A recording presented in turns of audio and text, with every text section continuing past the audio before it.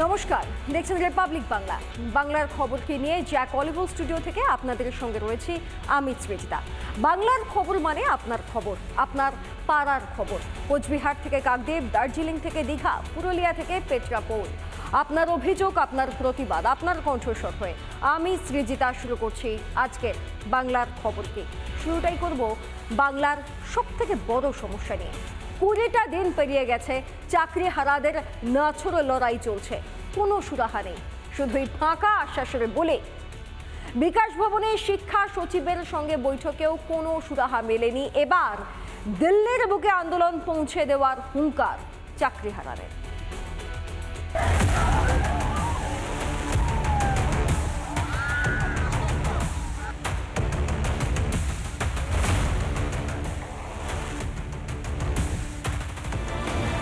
শাসকের দুর্নীতিতে অনিশ্চিত প্রায় 26,000 পরিবারের ভবিষ্যৎ। চাকরি ফিরিয়ে দেওয়ার দাবিতে চলছে নাছোড় লড়াই।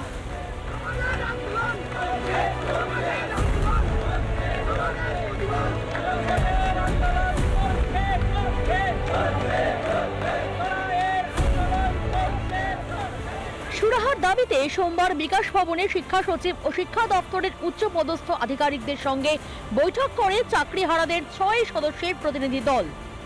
বৈঠক থেকে কার্যত কোনো সদুত্তর তেমন ভাবে তারা পাননি। তারা মূলত যেটা দাবি তুলেছেন যে ভেরিফিকেশন জারি করার আগে যাতে যে রিভিউ পিটিশন দাখিল করা যায় সেটা যাতে অ্যাকসেপ্ট হয়, সেই ব্যবস্থা সরকার যাতে পর্যাপ্ত এবং যথাযথ উপায়ে করে, সেই দাবি তারা তুলেছেন। এবং একই সঙ্গে তারা মূল যে দাবি তুলেছেন যে কোনোভাবে তারা পরীক্ষায় বসতে চান না। যেখানে আমাদের ব্যক্তিগত দুর্নীতি নেই সেখানে একই যোগ্যতা মানের পরীক্ষা আমরা দ্বিতীয়বার দেব কেন? আজ থেকে এই পরীক্ষাটা আমরা দিয়েছি বিগত 10 বছর আগে, তখন আমরা ছাত্র ছিলাম। এখন আমরা একজন পারিবারিক সিঙ্গেল আর্নিং মেম্বার। আমরা পরিবার সামলাবো, পড়বো কখন, পরীক্ষা দেবো কখন? পাশাপাশি রাজ্যের মুখ্যমন্ত্রী ও শিক্ষামন্ত্রীর সঙ্গে বৈঠকের দাবিও তোলেন চাকরিহারারা। আমরা চেয়েছিলাম আমাদের চিফ মিনিস্টার বা এডুকেশন মিনিস্টারের সঙ্গে দেখা করতে। প্রথমেই তো আমরা সন্তুষ্ট নই, কারণ আমাদের তাদের সঙ্গেই দেখা হয়নি। আমাদের এত প্রশ্নের উত্তর একমাত্র চিফ মিনিস্টার বা এডুকেশন মিনিস্টার যদি আমাদের সঙ্গে দেখা করেন তবেই আমরা হয়তো আমাদের প্রশ্নগুলো সঠিক জায়গায় দিতে পারবো এবং তার উত্তর পেতে পারবো। বিকাশ ভবনের সামনে চলা নাছোড় লড়াইয়ে মিলছে না কোনো সুরাহা। তাই এবার সেই আন্দোলনের ঢেউ রাজধানী দিল্লিতে ফেলতে চান চাকরিহারারা। আন্দোলনের অভিমুখ যেটা হবে সেটা শুধুমাত্র আর পশ্চিমবঙ্গমুখী হবে না, দিল্লিমুখীও হবে, এবং আন্দোলনের রূপরেখা আমাদের পরিবর্তন হচ্ছে। একদিকে রাস্তা আঁকড়ে পড়ে রয়েছেন চাকরিহারারা, অন্যদিকে 15ই মে রাতের ঘটনায় চাকরিহারা শিক্ষকদের তলব করে পুলিশ। 15ই মে বিকাশ ভবনের গেটে ভাঙচুর চালানো এবং পাশাপাশি বিকাশ ভবনে যারা কর্মী তাদেরকে আটকে রাখার অভিযোগে আন্দোলনরত যে চাকরিহারা শিক্ষক রয়েছেন তাদের অন্যতম মুখ চিন্ময় মণ্ডলকে আজ ডাকা হয়েছিল বিধাননগর নর্থ থানা। সেখানে তিনি হাজিরা দেন এবং প্রায় 50 থেকে 55 মিনিট তাকে জিজ্ঞাসাবাদ করা হয় এবং গোটা ঘটনার ভিডিও রেকর্ডিং করা হয়। গেট সম্পর্কিত প্রশ্ন করা হয়। আমি বলেছিলাম যে আমি কিছুর সঙ্গে জড়িত নই, কোনো ফুটেজ দেখাতে পারবেন না। যদি মানে তাহলে কেন মানে এরকম বলা হচ্ছে সেটা আমার জানা নেই। হ্যাঁ, অবশ্যই বলা হয়েছে যে পরবর্তীকালে যদি ডাকা হয় সেটা আপনাদের জানানো হবে। আমরা বলেছি পূর্ণ সহযোগিতা করব। একদিকে রাজ্যের শাসক দলের দুর্নীতিতে চাকরি গিয়েছে প্রায় 26,000-এর, আর সেই চাকরিহারারা প্রতিবাদ করতে গেলে জুটছে পুলিশের লাঠি। শাসকের দুর্নীতির খেসারত কেন দিতে হবে চাকরিহারাদের? কেন রাজনৈতিক দলের দুর্নীতিতে সমাজ গড়ার কারিগরদের পথে বসতে হবে? রিপাবলিক বাংলা। ভোর দুপুরে স্বাস্থ্য ভবনে ছড়ায় বোমাতঙ্ক, বেনামি ইমেইলে স্বাস্থ্য ভবন উড়িয়ে দেওয়ার হুমকি, আর তারপরে আতঙ্ক ছড়িয়ে পড়ে চত্বরে। তৎক্ষণাৎ এলাকায় পৌঁছায় পুলিশ, বম্ব স্কোয়াড এবং পুলিশ কুকুর। ইমেইল প্রাপকের খোঁজে তদন্ত চালাচ্ছে police.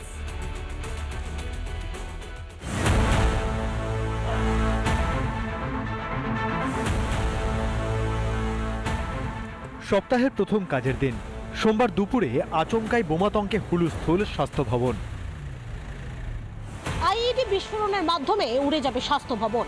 Deputy director health of সার্ভিসের ইমেলে এমনই একটি মেল এসছে। ইমেল পাওয়ার পরই আতঙ্ক ছড়ায় স্বাস্থ্য ভবন চত্বরে। দ্রুত ছুটে আসে পুলিশ, বম্ব স্কোয়াড, নিয়ে আসা হয় পুলিশ কুকুর। এই মেলের মাধ্যমে জানানো হয়েছে 30 মিনিটের মধ্যে আইইডি বিস্ফোরণে কার্যত উড়ে যাবে এই স্বাস্থ্য ভবন। এই খবর পাওয়ার পরেই শুধুমাত্র এই অ্যাডমিনিস্ট্রেটিভ বিল্ডিং নয়, তার পাশাপাশি স্বাস্থ্য ভবনে যে সমস্ত আরও বিল্ডিং রয়েছে সমস্ত জায়গায় তল্লাশি অভিযান চালানো হয় এবং তার পাশাপাশি স্বাস্থ্য ভবনের সামনে যে একাধিক গাড়ি রয়েছে প্রত্যেকটি জায়গাতেই তল্লাশি অভিযান চালানো হয় বম্ব স্কোয়াড এবং যে পুলিশ কুকুর রয়েছে তার মাধ্যমে। ইমেলের আইপি অ্যাড্রেসের খোঁজ করে ইমেল প্রাপকের হদিশ পাওয়ার চেষ্টা করছে বিধাননগর থানার পুলিশ। পাশাপাশি কি উদ্দেশ্যে ইমেল, নেহাত মজা নাকি এর পিছনে রয়েছে অন্য কোনো ষড়যন্ত্র, তদন্ত নেমেছে পুলিশ। ক্যামেরায় আলী হোসেনের সঙ্গে রিপোর্ট, রিপাবলিক বাংলা, সল্টলেক। বীরভূমে কোর কমিটির হাত ধরেই ভোট বৈতরণী পেরোতে চাইছেন মমতা বন্দ্যোপাধ্যায়, কিন্তু কমিটির অন্দরে দ্বন্দ্ব যে কতটা প্রকট ফের তা একবার প্রকাশ্যে চলে এলো। সোমবার বোলপুরের মিছিলে কোর কমিটির অন্যান্য সদস্য উপস্থিত থাকলেও একই গাড়িতে দেখা গেল না কাজল এবং কেষ্টকে। এক ধাপ এগিয়ে ঠোঁট কাটা কাজলের সাফ বার্তা, মমতা অভিষেক ছাড়া কাউকেই মারে না।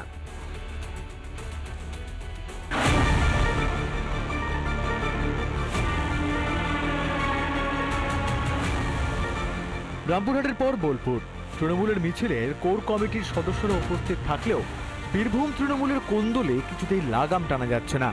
সামনে যতই কোর কমিটির সদস্য হিসাবে কাজল অনুব্রত নিজেদের একসাথে চলার বার্তা দিক না কেন, ভেতরে ভেতরে যেন ঠিক ফল্গু নদীর ধারা বইছে, অর্থাৎ সেই গোষ্ঠী কোন্দল। কেষ্ট মুখে ভোট বুলি, জয়ের বুলি আওড়ালেও অন্দরের রেশারেশি চোখে পড়ল আম জনতার। মহা মিছিলের নামে বোলপুরে একসাথে মিছিল করলো, তখন কাজল অনুব্রতর মধ্যে দূরত্ব থেকে গেল বেশ খানিকটা। একদিকে এক গাড়িতে উঠলেন অনুব্রত অনুগামীরা, অন্য একটি গাড়িতে উঠে সেই মিছিলে অংশ নিলেন কাজল শেখ এবং তার সাথে নানুরের বিধায়ক। কেষ্টমণ্ডলের পূর্ব ঘোষিত কর্মসূচি অনুযায়ী 51বর্তী কোর কমিটির উপস্থিতিতে তৃণমূলের এই মিছিল হলেও কাজল যে তা মানছেন না, তা ফের ঠাড়ে ঠোড়ে বুঝিয়ে দিলেন জেলা সভাধিপতি। যে কোর কমিটি গঠিত হয়েছে সেই কোর কমিটিটাকে এই যে বোলপুর লোকসভা নির্বাচনে বোলপুর সাব ডিভিশনে যে মিছিলে ডাক দেওয়া হয়েছিল তার সাকসেসফুল হয়েছে। এমনকি মমতা অভিষেক ছাড়া কাউকেই যে কাজল মানেন না তাও এদিন পরিষ্কার করে দিয়েছেন। দেখুন, আমি মমতা বন্দ্যোপাধ্যায় সৈনিক, আমি মমতা বন্দ্যোপাধ্যায় অভিষেক বন্দ্যোপাধ্যায় ছাড়া কাউকে মানি না।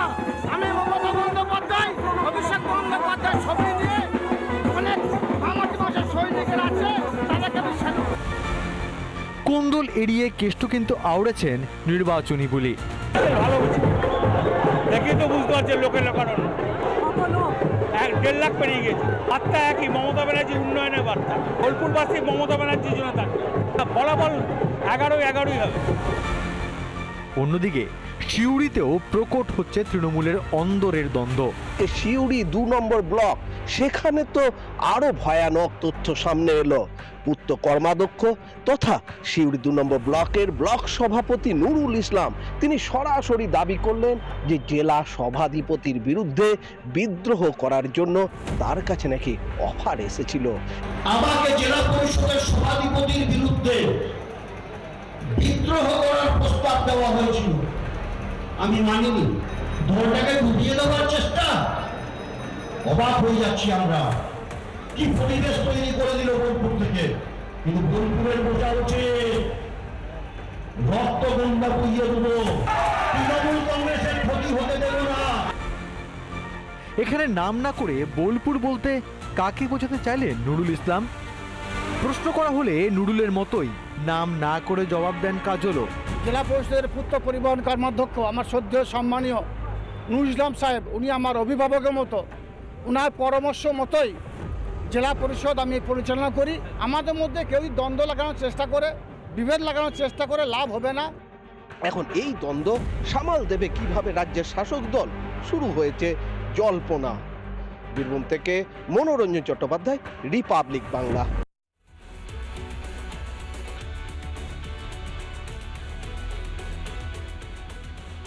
আবারও বিরোধী বিজেপি নেতা কর্মীদের বাড়ি ভাঙচুরের অভিযোগ।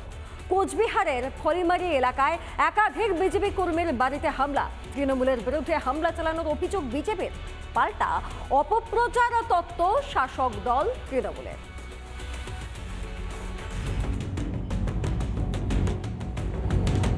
পঞ্চায়েত হোক বা বিধানসভা ভোট, বারবারই শিরোনামে বিরোধীদের আক্রান্ত হওয়ার খবর। হুমকি হুঁশিয়ারি তো এ রাজ্যে যেন জল ভাতে পরিণত হয়েছে। এবার একই ছবি দেখা গেল কোচবিহারের ফলিমারি এলাকায়। অভিযোগ, বেছে বেছে বিজেপি কর্মী সমর্থকদের বাড়িতে হামলা চালানো হয়।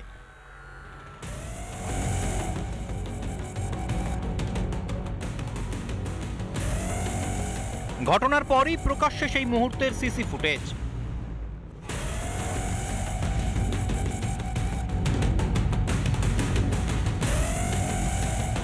এই ঘটনায় শাসক দলকে কাঠগড়ায় তুলেছে বিজেপি নেতৃত্ব।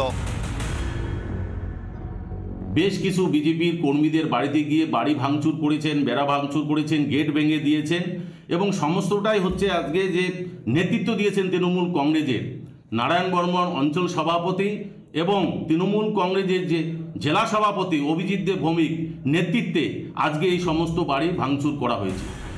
শাসক দলের যোগ নস্যাৎ করে সাফাই তৃণমূল নেতৃত্বের। ভাঙচুরের ঘটনা যদি ঘটে থাকে এবং কালো কাপড় পরে কেউ যদি আক্রমণ করে, আমি নিশ্চিতভাবে বলতে পারি তারা তৃণমূল কংগ্রেস দলের কেউ নয়, তারা দুষ্কৃতী। তো দুষ্কৃতীদের বিরুদ্ধে অ্যাকর্ডিং টু পুলিশ ব্যবস্থা গ্রহণ করবে। গণতন্ত্রের অন্যতম কাণ্ডারি বিরোধীদের বারবার কণ্ঠরোধ করার অভিযোগ শাসকের বিরুদ্ধে। তবে কি তৃণমূলের শাসনে বাংলায় বিপন্ন হতে বসেছে গণতন্ত্র? রিপাবলিক বাংলা। মদ্যপ যুবকদের তাণ্ডব, পরিবারের সদস্যকে বাঁচাতে গিয়ে আহত বাড়ির মহিলারা। ঘটনায় শোরগোল শিলিগুড়ির সারদাপল্লীতে। মদ্যপ কিছু যুবক হঠাৎ চড়াও হয় সারদাপল্লী এলাকার প্রহ্লাদ দাস নামক এক যুবকের ওপর। তাকে বাঁচাতে গিয়ে গুরুতর আহত হন তার পরিবারের সদস্যরা, বাদ যায়নি বাড়ির মহিলারাও। পাশাপাশি মহিলাদের অপহরণের চেষ্টা করা হয় বলে অভিযোগ। ঘটনায় পুলিশের ভূমিকায় অসন্তুষ্ট নিগৃহীতার পরিবার। অভিযোগ, দীর্ঘদিন ধরে এলাকায় এক বাড়িতে নেশাসহ একাধিক অসামাজিক কাজকর্ম হয়। পুলিশ প্রশাসন সবটা জেনেও কিচ্ছু করে না, এক প্রকার তাদের প্রচ্ছন্ন মদত দেয়।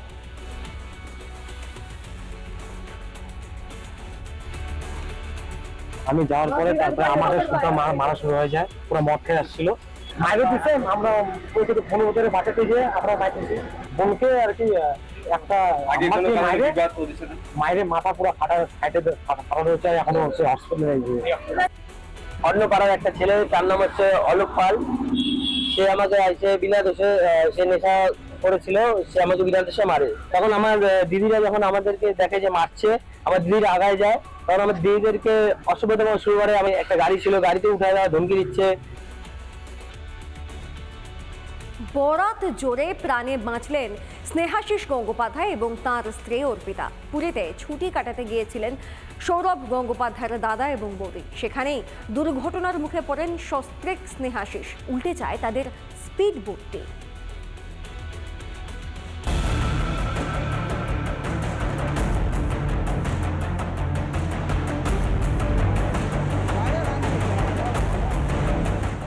বেড়াতে গিয়েছিলেন সমুদ্র ভ্রমণে।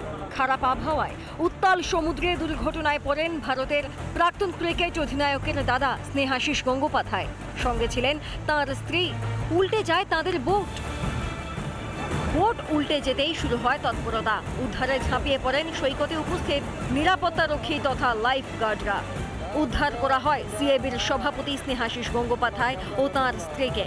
তবে দুর্ঘটনার পর बोट चालकদের বিরুদ্ধে ক্ষোভ উগরে দেন স্ত্রী Arpita Ganguly. Actually there is a capacity of 10 seater, वहाँ 10 सीटर का कैपेसिटी है, लेकिन कुछ पैसे के लालच में वो सिर्फ 3 जन या 4 जन को बैठा रहे थे। ये लास्ट बोट था। ऑलरेडी वहाँ पर थोड़ा सा प्रॉब्लम आया। हम पूछा भी जे देखो ये टाइड हाई टाइड हो गया है, जाना नहीं चाहिए। बोले नहीं नहीं कुछ नहीं होगा। पैसे के लालच में सर मना किए कि नहीं जाना चाहिए, लेकिन वो लेके गया। ঘটনার সময় সস্ত্রীক স্নেহাশিস আতঙ্কিত হয়ে পড়লেও বর্তমানে তারা সুস্থ রয়েছেন। তবে কাদের ব্যর্থতায় এই ঘটনা, তদন্তে নেমেছে পুরী জেলা প্রশাসন। রিপাবলিক বাংলা। রাজ্যের পুলিশ প্রশাসনের প্রতি শাসক তৃণমূলের যে ডোন্ট কেয়ার মনোভাব তা একবার প্রমাণ মিলল কোচবিহারের শীতলকুচিতে। কিভাবে অভিযুক্ত তৃণমূল কর্মীকে ধরতে গিয়ে খালি হাতে ফিরতে হয়েছে পুলিশকে। দলের সম্পদকে ছিনিয়ে নিয়ে পালিয়েছে তৃণমূল।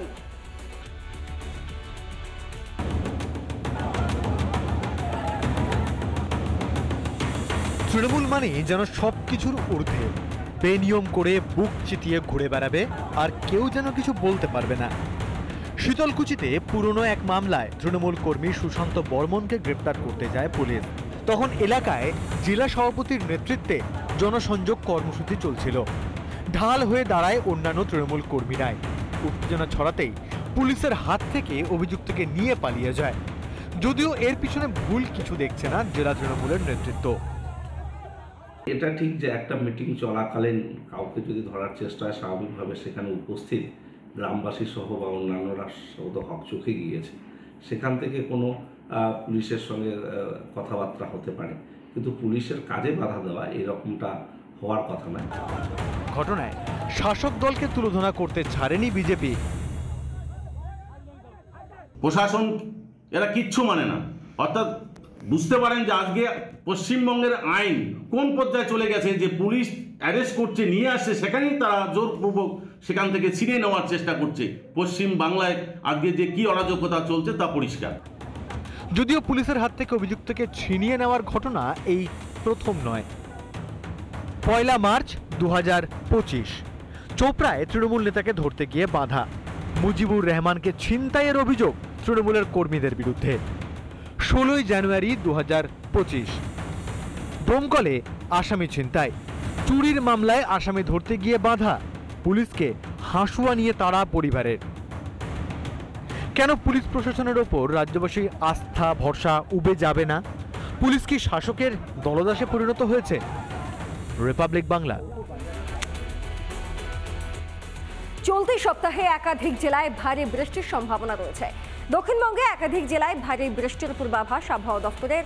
নিম্নচাপ তৈরির সম্ভাবনাও হয়েছে বঙ্গোপসাগরে। মৎস্যজীবীদের সমুদ্রে যেতেও আপাতত বারণ করা হয়েছে আলিপুর আবহাওয়া দপ্তরের তরফ থেকে। আগামীকাল দক্ষিণবঙ্গের নদিয়া, 2 24 পরগনা, 2 মেদিনীপুর, হাওড়া, হুগলি, কলকাতা অর্থাৎ এই জেলাগুলোর বেশিরভাগ অনেক জায়গাতে বৃষ্টিপাত হওয়ার সম্ভাবনা আছে এবং উত্তরবঙ্গের সব জেলায় স্ক্যাটার্ড রেনফল হওয়ার সম্ভাবনা রয়েছে। 29, 30, 31 এই 3 দিন পশ্চিমবঙ্গের সব জেলাতে হোয়াইট স্প্রেড রেনফল হওয়ার সম্ভাবনা আছে। তার মানে 29, 30, 31 এই 3 দিন কিন্তু পশ্চিমবঙ্গের প্রত্যেকটা জেলার অধিকাংশ স্থানে বৃষ্টির সম্ভাবনা আছে। যে 5টা উত্তরের জেলা সেখানে কমলা সতর্কবার্তা দেওয়া হয়েছে। নানা ধরনের কন্টেন্ট দেখার জন্য লাইক করুন, শেয়ার করুন আমাদের ফেসবুক পেজ, সাবস্ক্রাইব করুন আমাদের ইউটিউব চ্যানেল। পাশাপাশি অন্যান্য ব্রেকিং নিউজের জন্য অবশ্যই চোখ রাখুন রিপাবলিক বাংলায়।